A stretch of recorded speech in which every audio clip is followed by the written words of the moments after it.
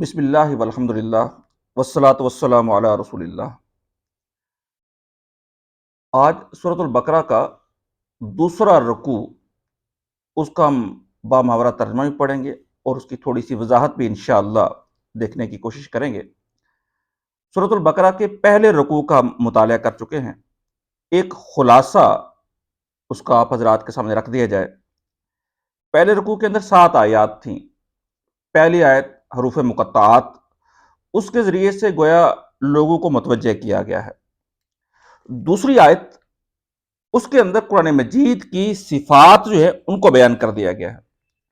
پہلی بات یہ بیان کی کہ یہ کتاب ہے، دوسری بات یہ شک و شبہ سے بالاتر ہے، اور تیسری بات یہ متقیوں کے لیے ہدایت ہے۔ اس کے بعد جو اگلی 3 آیات ہیں، ان میں ایک گروہ کا تذکرہ کیا گیا ہے، اہل ایمان کے گروہ کا، اور پھر آخری 2 آیات کے اندر کفار کا تذکرہ کیا گیا ہے۔ اس بات کو ذرا اچھی طریقے سے سمجھ لیا جائے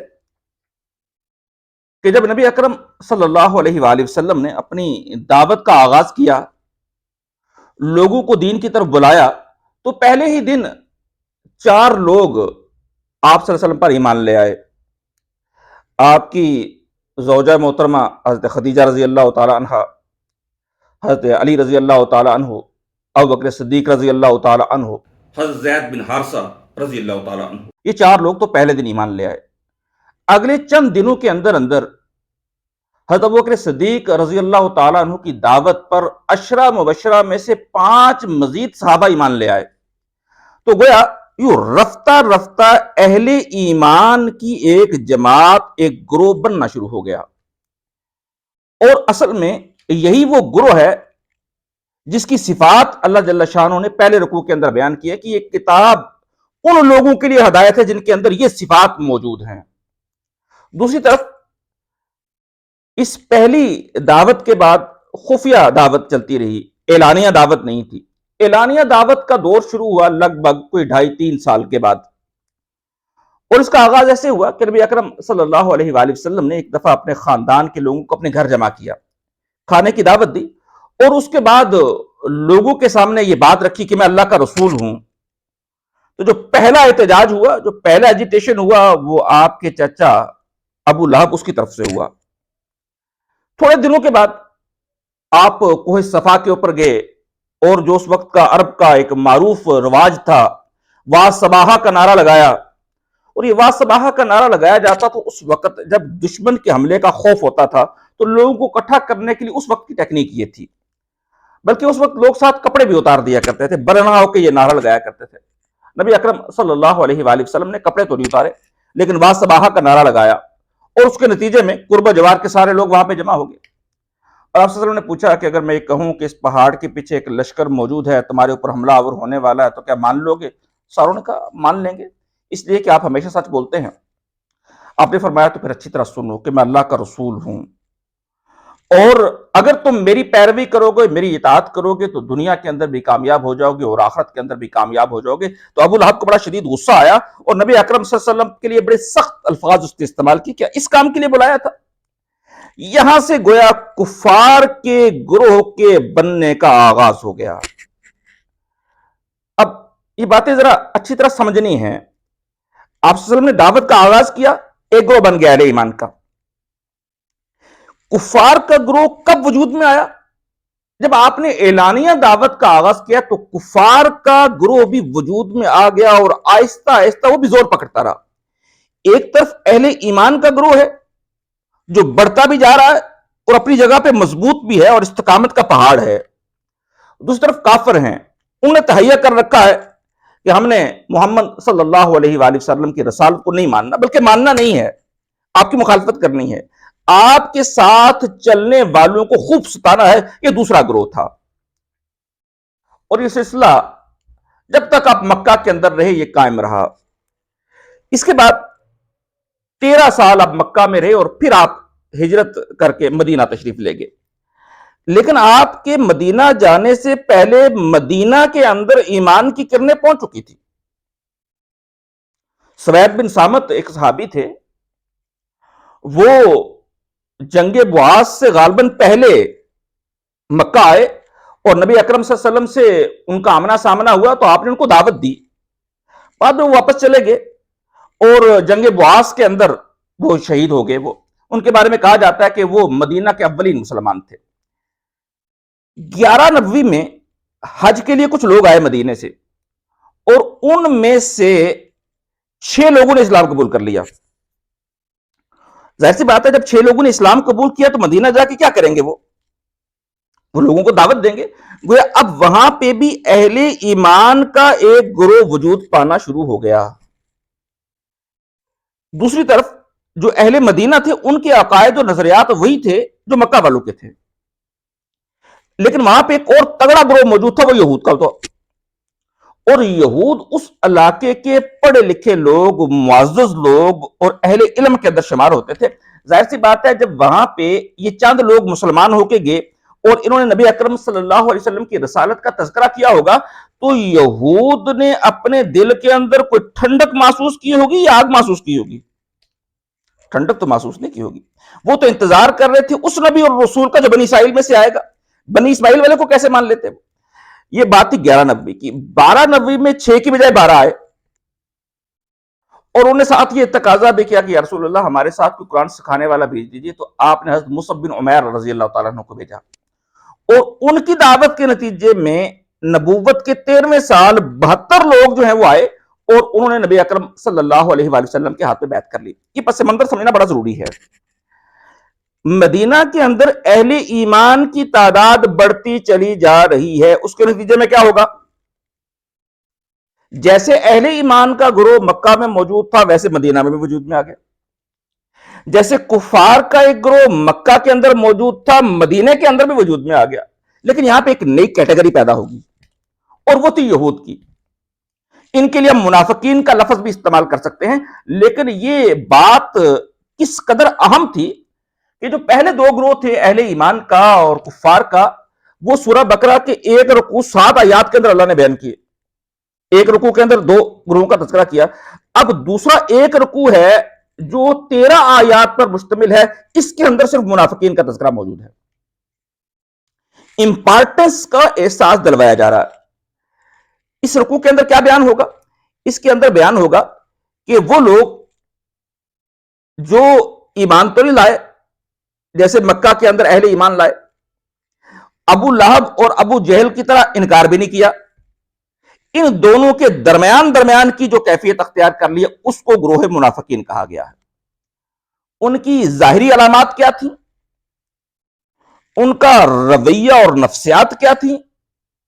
وہ اہل ایمان کے اندر کیسے انتشار ڈالتے تھے؟ کیا کیا ہتھیار وہ مسلمانوں کے قدم اکھاڑنے کے لیے استعمال کرتے تھے؟ قرآن مجید نے ان کو بڑی تفصیل کے ساتھ بیان کیا ہے.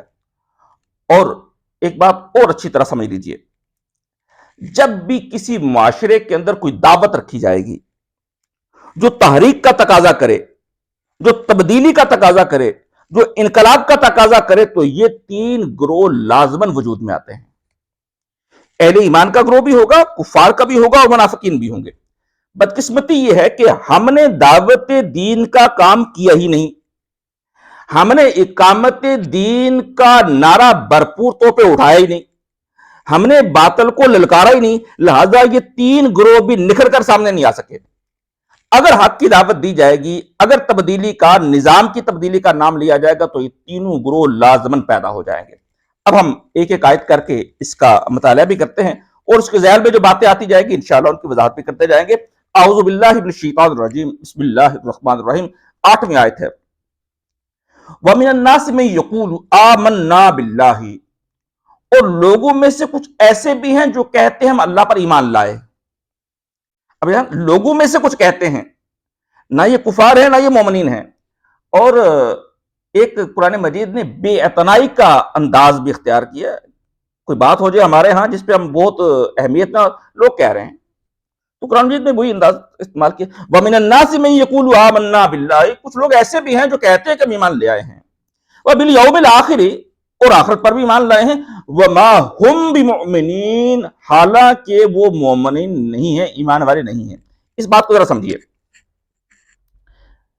منافقین دھوکہ کیسے دیتے ہیں، ایک مسلم معاشرے کے اندر انتشار کیسے پیدا ہوتا ہے، ادھورے سچ کو کیسے مکمل سچ بنا کر پیش کیا جاتا ہے، سادہ لوگوں کو کیسے دھوکہ دیا جاتا ہے، یہ الفاظ اس کی وضاحت کر رہے ہیں۔ یہود جو ہیں اللہ کو تو مان رہے ہیں، رسالت کو مان رہے ہیں، 1,24,000 انبیاء میں سے یہود جو ہیں صرف حضرت عیسیٰ علیہ السلام کو نہیں مان رہے اور نبی اکرم صلی اللہ علیہ وسلم کو نہیں مان رہے، باقی تو ساروں کو مان رہے ہیں۔ عیسائی عیسیٰ علیہ السلام تک مان رہے ہیں، صرف -1 کر رہے ہیں، نبی اکرم صلی اللہ علیہ وسلم کو نہیں مان رہے، تو رسالت کو تو مان رہے ہیں۔ یہود آخرت کو بھی مانتے ہیں، گویا عام معنوں میں کوئی یہودی جو بولنے کے اوپر ملکہ رکھتا ہے، آرگومنٹل پاور جس کی تگڑی ہے، وہ کسی سادہ لوگ مسلمان سے جا کے کہ تم کہتے ہو ایمان لے ہیں، تو میں تو ایمان والا ہوں، میں تو مانتا ہوں اللہ کو، میں رسولوں کو مانتا ہوں، میں اللہ کی کتابوں کو مانتا ہوں، میں آخرت کو مانتا ہوں، حالانکہ اب ان سے اس ایمان کا مطالبہ نہیں ہو رہا، اب ان سے مطالبہ ہی کس کا ہو رہا ہے؟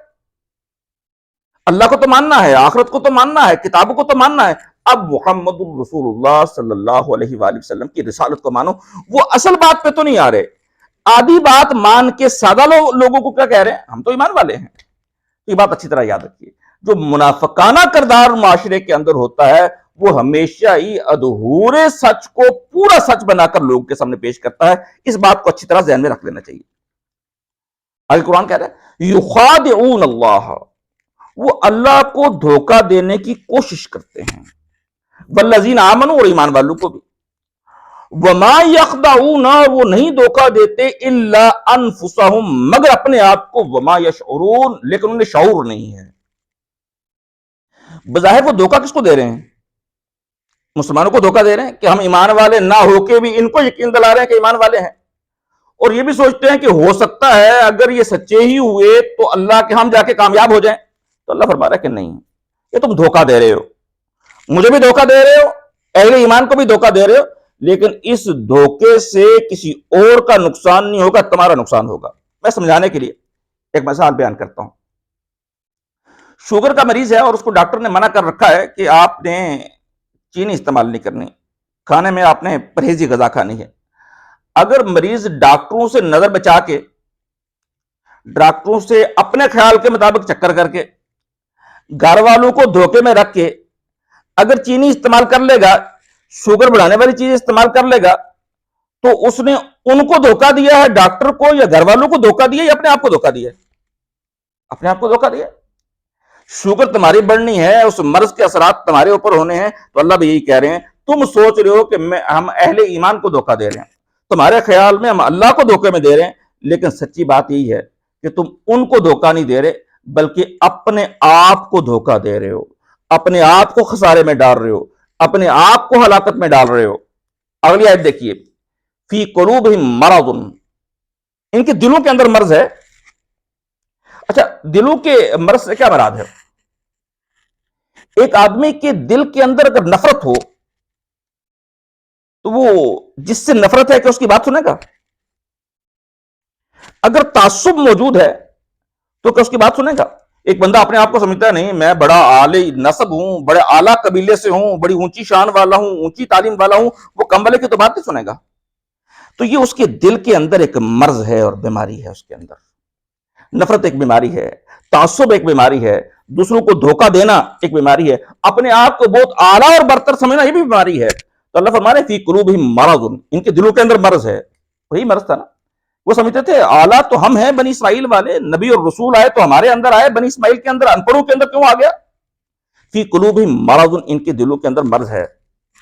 آگے اللہ نے ایک جملہ کہا، ان کے دلوں کے اندر مرض ہے، فزادہم اللہ مرضا، اللہ نے ان کے مرض کو اور بڑھا دیا۔ ایک آدمی نفرت کرنا چاہتا ہے، ایک آدمی ٹھیک راستے پہ چلنا ہی نہیں چاہتا، ایک آدمی ہدایت کے راستے پہ آنا ہی نہیں چاہتا، تو اللہ کے زبردستی لائے گا؟ زبردستی لانا اللہ کی سنت نہیں ہے۔ اللہ نے ان کے اس مرض کے اندر اور اضافہ کیا، اس دنیا کے اندر یہ اور جھلیں گے اور بھنیں گے، اہل ایمان ترقی کریں گے، محمد رسول اللہ والذین معاہ اس دنیا کے اندر بھی ترقی کریں گے، اس دنیا کے اندر بھی فتوحات حاصل کریں گے، آخرت کے اندر بھی کامیاب ہوں گے، لیکن یہ جلتے رہیں گے، اور ان کا عذاب صرف یہیں پہ ختم نہیں ہو جائے گا، وَلَهُمْ عَذَابٌ عَلِيمٌ، اور ان کے لیے المناک دردناک عذاب بھی ہوگا بما کانوا یکذبون، بسبب اس جھوٹ کے جو یہ بولا کرتے تھے۔ گویا یہ جھوٹ بولنا، دوسروں کو دھوکہ دینا، یہ ان کی ہدایت کے راستے میں بہت بڑی رکاوٹ ہے۔ اگلی آیت سنیے، اگلا حربہ ان کا دیکھیے، وَإِذَا قِيلَ لَهُمْ، جب ان سے کہا جاتا ہے لا تفسدوا فی الارض، زمین کے اندر فساد نہ کرو، قالوا کہتے ہیں انما نحن مصلحون، بلا شبہ ہم تو اصلاح کرنے والے ہیں۔ اب یہ جملہ، یہ آیت ذرا سمجھنے والی ہے۔ اہل ایمان کو کہہ رہے ہیں فساد نہ کرو، فساد کیا کر رہے ہیں وہ؟ ایک معاشرہ اس وقت تک چل نہیں سکتا جب تک کہ آپ کسی کو رہنما اور قائد نہ مان لیں۔ یہاں پہ رہنما اور قائد کس کو ماننا ہے؟ محمد رسول اللہ کو۔ اور یہ کس کو مان رہے ہیں؟ یہ تو اپنے نبی اور رسول کو تو مان رہے ہیں، محمد رسول اللہ کو تو قائد نہیں مان رہے۔ اور ایک معاشرے کے اندر ایک بندے کی بجائے اگر 3 آدمیوں کی باتیں چلیں گی تو وہاں پہ ہم آہنگی پیدا ہوگی یا فساد پیدا ہوگا؟ فساد پیدا ہوگا۔ تو اہل ایمان ان سے کہتے ہیں کہ فساد نہ کرو، یہ دنگا نہ کرو۔ قالوا انما نحن مصلحون، تو کہتے ہیں ہم تو اصلاح کرنے والے ہیں۔ وہ ان کے نزدیک اصلاح کیا ہے؟ میری بات بھی مانی جائے، آپ کی بھی مانی جائے، ان کی بھی مانی جائے، تو یہ ان کے نزدیک جو ہے وہ اصلاح کا کام ہے۔ لیکن قرآن تو اس کو اصلاح نہیں کر رہا۔ قرآن یہ کہہ رہا ہے جہاں اللہ کے رسول، دین کے علاوہ کسی اور بات کو مانا جائے گا تو اس کا لازمی نتیجہ اور تقاضا کیا ہوگا کہ اس معاشرے کے اندر فساد پیدا ہوگا۔ اسی کو قرآن نے کہا الا انہم هم المفسدون، آگاہ ہو جو یہی فسادی ہیں۔ یہ تو کہہ رہے ہیں فساد کرنے والے نہیں ہیں، ہم اصلاح کرنے والے ہیں، لیکن حقیقت کے اعتبار سے کیا ہیں؟ یہ فساد کرنے والے ہیں۔ ولکن لا یشعرون، لیکن انہیں شعور نہیں ہے۔ یہ بات اچھی طرح سمجھیے ذرا۔ اگر ہم دین کے عمومی مزاج کے خلاف کوئی بات کرتے ہیں تو اس کے نتیجے میں معاشرے کے اندر ہم آہنگی پیدا ہوگی یا فساد برپا ہوگا؟ فساد برپا ہوگا۔ قرآن تو فساد کہہ رہا ہے اس کو، اگرچہ کہ ہمیں اندازہ نہ ہو رہا ہو۔ وَإِذَا قِيلَ لَهُمْ، اور جب ان سے کہا جاتا ہے آمنوا، ایمان لاؤ، کما آمن الناس، جیسے لوگ ایمان لائے ہیں، قالوا، وہ کہتے ہیں انؤمن کما آمن السفہاء، کیا ہم ویسے ہی ایمان لائیں جیسے یہ بیوقوف لوگ ایمان لائے ہیں؟ یہ کس کو بیوقوف کہہ رہے ہیں؟ یہ ابو بکر صدیق کو بیوقوف کہہ رہے ہیں۔ یہ صورت تو پتہ ہے ہجرت کے بعد کی صورت ہے۔ یہ ابو بکر بیوقوف ہے، سارا سرمایہ لوٹا دیا اس نے، جتنا سرمایہ تھا وہ سارا لے کے محمد رسول اللہ کے ساتھ مدینے آ گیا، گھر والوں کے لیے پیچھے چھوڑا ہی نہیں۔ اس سے بڑا بیوقوف کون ہو سکتا ہے؟ اس سے بڑا بیوقوف کون ہو سکتا ہے جو کہتا ہے بیٹے بدر میں تم میری تلوار کے نیچے آئے تھے، سوری بیٹا کہتا ہے باپ سے ابا جی آپ تلوار کے نیچے آئے تھے، میں نے باپ سمجھ کے چھوڑ دیا۔ ابا کہتے ہیں بیٹا نہیں، میری تلوار کے نیچے آتے تو تم اللہ اور اللہ کے رسول کے دشمن بن کے آئے تھے، ہرگز نہ چھوڑتا۔ تو یہ رویہ منافقین کے ہاں کامیابی ہے، لیکن اہل ایمان کے ہاں یہ رویہ ناکامی کا رویہ ہے۔ اسی لیے وہ منافقین کہتے تھے کہ ہم ایسے ہی ایمان لے آئیں جیسے یہ بیوقوف لوگ ایمان لائے۔ الا انہم هم السفہاء، آگاہ ہو جاؤ یہی بیوقوف ہیں، ولکن لا یعلمون، لیکن یہ جانتے نہیں ہیں۔ کیوں؟ اس دنیا کا نفع اور نقصان تو اصل کامیابی نہیں ہے، اصل کامیابی تو اللہ کے ہاں کامیابی ہے۔ تو جو وہاں کامیاب ہو جائے گا وہی اصل میں کامیاب ہوگا۔ اس لیے اللہ فرما رہے ہیں وَلَٰكِن لَا يَعْلَمُونَ، لیکن انہیں اس بات کا علم نہیں ہے۔ اب قرآن بھی ان کے دوغلے پن کی ایک اور مثال دے رہا ہے۔ وَإِذَا لَقُوا الَّذِينَ آمَنُوا، اور جب یہ ایمان والوں سے ملتے ہیں، قَالُوا آمَنَّا، کہتے ہیں ہم ایمان لے آئے۔ وَإِذَا خَلَوْا إِلَىٰ شَيَاطِينِهِمْ، جب اپنے شیطانوں کے پاس الگ ہو کے بیٹھے ہوتے ہیں، تنہائی میں بیٹھے ہوتے ہیں، قَالُوا إِنَّا مَعَكُمْ، کہتے ہیں ہم تو تمہارے ساتھ ہیں۔ یعنی یہ منافقین، یہ یہود جب مسلمانوں کے پاس آتے ہیں، عام سادہ لوگوں کے پاس، ہم تو ایمان والے ہیں، ادھر اپنے گرو کنٹال کے پاس جاتے ہیں، اپنے بڑوں کے پاس جاتے ہیں، سرداروں اور آقاؤں کے پاس جاتے ہیں تو کہتے ہیں کہ ہم تو تمہارے ساتھ ہیں۔ انما نحن مستہزئون، ان کے ساتھ مذاق کر رہے تھے، ٹھٹھا کر رہے تھے۔ اور آج کی لینگویج میں کہے تو وہاں تو سیاسی بیان دے رہے تھے ہم، ہمارا ان کے ساتھ کیا ہے، ہم تو آپ کے ساتھ چلنے والے ہیں۔ تو گویا وہ یہ کہتے تھے کہ جب ہم مسلمانوں کو جا کے یہ کہتے ہیں کہ ہم تمہارے ساتھ ہیں تو اصل میں تو ہم ان کا مذاق اڑا رہے ہوتے ہیں۔ انہوں نے پھپتی کسی، اور اللہ نے جواب دیا اللہ یستہزئ بہم، اللہ ان کا مذاق اڑاتا ہے۔ وَيُمُدُّهُمْ فِي طُغْيَانِهِمْ، انہیں ان کی سرکشی میں اور بڑھاتا ہے، یَعْمَہُونَ، تاکہ اندھا دھند سرکشی کے اندر بڑھتے چلے جائیں۔ وجہ اگر کوئی دنیا کے اندر جرم نہیں کرے گا تو کیا اس کو آخرت کے اندر سزا ملے گی؟ جرم کرے گا تو سزا ملے گی نا۔ لہذا یہ جرم کرنا چاہتے ہیں، اللہ ان کو ڈھیل دیتا ہے، جو کرنا چاہتے ہو کر لو، پھر ایک دن آئے گا وہاں پہ جا کے تمہیں ایک ایک چیز کا حساب دینا پڑے گا۔ اور پھر قرآن یہ بھی نشاندہی کر رہا ہے جو کچھ تم کر رہے ہو، اولئک الذین، یہی وہ لوگ ہیں، اشتروا الضلالۃ بالہدی، جنہوں نے ہدایت دے کے گمراہی خرید لی ہے۔ انسان اس دنیا کے اندر سودے بازی کرتا ہے، بارٹر سسٹم ہے، کچھ دیتا ہے کچھ لیتا ہے۔ اس دنیا کے اندر جب آدمی ہدایت کو چھوڑتا ہے تو گمراہی لیتا ہے، گمراہی لیتا ہے تو ہدایت کو چھوڑتا ہے۔ اولئک الذین اشتروا الضلالۃ بالہدی، یہ وہ لوگ ہیں جنہوں نے ہدایت کو چھوڑ کے گمراہی کو اختیار کر لیا۔ فما ربحت تجارتہم، اور پھر اس تجارت نے ان کو کوئی فائدہ بھی نہیں دیا۔ وما کانوا مہتدین، اور وہ ہدایت پانے والے بھی نہیں تھے۔ آگے منافقین کے حوالے سے دو مثالیں آ رہی ہیں، یہ قرآن مجید کے ذرا مشکل مقامات ہیں، میں گزارش کروں گا ذرا توجہ سے ان کو سن لیا جائے، اللہ کرے کہ یہ بات سمجھ میں آ جائے، اور اگر کوئی منافقانہ روش ہمارے اندر موجود ہے تو ہم اپنی اصلاح کریں اس کی۔ مثلہم، یہ لوگ جو منافق ہیں، خاص طور پہ یہود کی بات کی، مثلہم کمثل الذی استوقد نارا، ان کی مثال ایسی ہے جیسے کوئی شخص آگ جلائے، فلما اضاءت ما حولہ، اور جب وہ آگ ارد گرد کے ماحول کو روشن کر دے، ذہب اللہ بنورہم، اللہ ان کا نور لے جائے، اللہ ان کی بینائی لے جائے، وترکہم فی ظلمات، اور پھر ان کو اندھیروں کے اندر چھوڑ دے، لا یبصرون، وہ دیکھتے نہیں ہیں۔ اس کو ذرا سمجھ لیجئے کیا ہے۔ آدمی کہیں بیٹھ جائے اندھیرے کے اندر تو کیا کرتا ہے؟ اس کی خواہش ہوتی ہے کہ کہیں کوئی روشنی نظر آئے اور اس روشنی کے اندر ہم راستہ دیکھیں۔ یہود کی بالکل یہی مثال تھی۔ ان کا اصل علاقہ تھا شام کا۔ مدینے کیوں آئے؟ یہ کھجوروں والی سرزمین میں وہ آخری نبی آئے گا اور وہی کامیاب ہوں گے جو آخری نبی کا ساتھ دے گا۔ وہ دنیا کے اندر تاریکیاں تھی، روشنی کی تلاش کے اندر تو مدینے آئے، اور ایک شخص روشنی لے کے کھڑا ہو گیا، ایک شخص نے ارد گرد کے ماحول کو روشن کر دیا، دیکھ لو یہ راستے ہیں، یہ منزلیں ہیں، جو اس راستے پہ آنا چاہتا ہے۔ اور یہ روشنی دینے والا کون تھا؟ روشنی دکھانے والا کون تھا؟ یہ اہتمام کرنے والا کون تھا؟ محمد الرسول اللہ صلی اللہ علیہ وآلہ وسلم۔ ادھر اللہ کے رسول نے روشنی کی، لیکن جب روشنی کرنے والے کو دیکھا یہ تو ہمارے قبیلے کا نہیں ہے، تو اس روشنی سے ہی رخ پھیر لیا۔ اللہ نے ان کو سزا دی کہ اللہ نے ان کی آنکھوں کی بینائی چھین لی۔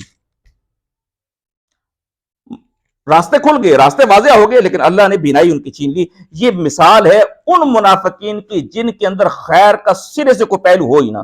سمن، بہرے ہیں، بکمن، گونگے ہیں، امیون، اندھے ہیں، فہم لا یرجعون، یہ پڑھ نہیں سکتے۔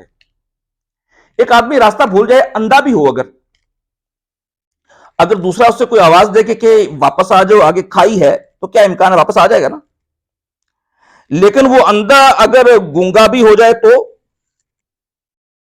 اور بہرا بھی ہو جائے تو کیا ہدایت کی طرف آنے کا کوئی چانس باقی رہے گا؟ نہیں۔ وہ لوگ جن کے اندر منافقت اس قدر ہو جائے، وہ اندھے، بہرے اور گونگے ہو جاتے ہیں، ہدایت کی طرف آنے کا کوئی امکان باقی نہیں رہتا۔ اس کے مقابلے میں کچھ لوگ اور ہوتے ہیں جو مفاد پرستانہ روش اختیار کرتے ہیں۔ وہ کچھ مفاد تو لینا چاہتے ہیں اور کچھ مل بھی جاتا ہے ان کو، لیکن حقیقی کامیابی حاصل نہیں کر سکتے۔ اس کے لیے قرآن مجید نے جو مثال دی ہے، پہلے وہ مثال سمجھا دوں ذرا۔ فرض کر لیتے ہیں خشک سالی کا موسم ہو اور کسانوں کو اپنی فصل کے لیے بارشوں کی ضرورت ہو، تو ظاہر کسان کیا کرے گا؟ بارشوں کے لیے دعا کرے گا۔ اچھا، جب بارش آئے گی تو کیا بہت پولائٹ طریقے سے بارش آتی ہے یا کبھی کبھی گرج برس کے ساتھ بھی آتی ہے؟ بارشیں تو گرج کے ساتھ بھی آتی ہیں، چمک کے ساتھ بھی آتی ہیں، بجلی بھی کڑکتی ہے وہاں پہ آدمی کو گیلا بھی ہونا پڑتا ہے، پھسلنا بھی پڑتا ہے، اندھیرا بھی ہوتا ہے۔ جب بارش آتی ہے تو صرف پانی ہی نہیں ہوتا، اس کے ساتھ یہ چیزیں بھی ساتھ میں اٹیچ ہوتی ہیں۔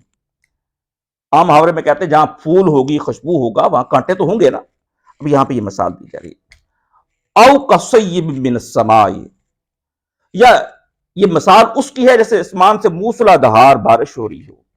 فیہ ظلمات و رعد و برق، اس کے اندر تاریکیاں بھی ہوں، اس کے اندر کڑک بھی ہو، اس کے اندر چمک بھی ہو۔ وہی لوگ جو دعا کر رہے تھے کہ بارش ہو جائے، آپ کیا کرتے ہیں؟ یجعلون اصابعہم فی آذانہم، وہ اپنی انگلیاں اپنی کانوں کے اندر ٹھونستے ہیں، من الصواعق حذر الموت، اس کڑک اور موت کے ڈر کی وجہ سے، واللہ محیط بالکافرین، اللہ کافروں کو گھیرے ہوئے ہے۔ جب حق کے راستے پہ چلیں گے، جنت کے راستے پہ چلنا چاہتے ہیں، کوئی مشکلات نہیں ہوں گی، مشکلات ہوں گی نا۔ ہر معاشرے کے اندر کوئی ابو جہل موجود ہوگا، کوئی ابو لہب موجود ہوگا، کوئی عبداللہ ابن ابی موجود ہوگا، کوئی یہود اور نصارہ موجود ہوں گے، وہ رکاوٹیں تو بنیں گے۔ اہل ایمان کو کیا چاہیے؟ اہل ایمان کو چاہیے کہ اگر وہ راہ ہدایت پانا چاہتے ہیں، جنت کو پانا چاہتے ہیں، تو ان مشکلات کو فیس کریں۔ اب اس کڑک کے حوالے سے کہا جا رہا ہے یکاد البرق یخطف ابصارہم، قریب ہے کہ وہ بجلی ان کی آنکھوں کی چمک جو ہے وہ چھین لے، آنکھوں کی بینائی چھین لے۔ کلما ضاء لہم مشوا فیہ، جب کبھی بجلی کڑکتی ہے، روشنی ہوتی ہے، چند قدم چل جاتے ہیں۔ وَإِذَا أَظْلَمَ عَلَيْهِمْ قَامُوا، اور جب کبھی اندھیرا چھاتا ہے پھر رک جاتے ہیں۔ بارش کی دعا کر رہے تھے، آ گئی تو جاؤ بارش کے اندر باہر نکلو، اپنے کھیتوں کو جا کے سینچو، لیکن نہیں، وہاں بھی نہیں جانا ہے۔ بجلی چمکتی ہے، تھوڑا سا چل لیتے ہیں، اندھیرا ہوتا ہے، رک جاتا ہے۔ وَلَوْ شَاءَ اللَّهُ لَذَهَبَ بِسَمْعِهِمْ وَأَبْصَارِهِمْ، اگر اللہ چاہتا تو یہ جو تھوڑا سا فائدہ اٹھا رہے، اللہ ان کو یہ بھی فائدہ نہ اٹھانے دیتا، اللہ تعالیٰ ان کی سماعتوں کو اور بصارتوں کو چھین لیتا۔ ان اللہ علی کل شیء قدیر، یقینا اللہ ہر چیز پر قادر ہے۔ تو یہ دو مثالیں تھی، پہلا پکے منافقین کی مثال، دوسرے نیم منافقین ہیں، ایمان بھی موجود ہے، نفاق بھی موجود ہے۔ اللہ تعالیٰ ان نفاق کی مثالوں کو ہمیں سمجھنے کی بھی توفیق نصیب فرمائے، نفاق سے بچنے کی اور اہل ایمان کی راہ پر آنے کی توفیق نصیب فرمائے۔ وآخر دعوانا ان الحمدللہ رب العالمین۔